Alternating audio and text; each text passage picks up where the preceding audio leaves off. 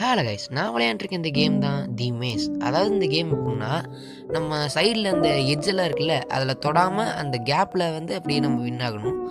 Okay, second level வந்துட்டு கடைசி வரைக்கும் வந்துட்டு தோற்று போயிட்டேங்க. இதான் கொஞ்சம் கடுப்பாக இருக்கும். ஏன்னா நம்ம கடைசி வரைக்கும் வந்துடுவோம், அந்த எட்ஜில் மட்டும் இடிச்சிட்டோன்னா சோலி முடிஞ்சு அவ்வளோ அவுட் ஆயிரும்.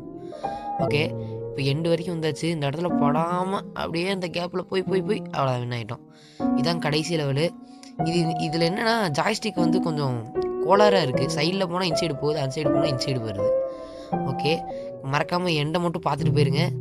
அப்படியே நீங்கள் கடந்து வந்து இந்த சின்னூண்டு கேப்பில் அப்படியே லைட்டாக தள்ளி தள்ளி தள்ளி தள்ளி தள்ளி தள்ளி வந்துட்டிங்கண்ணா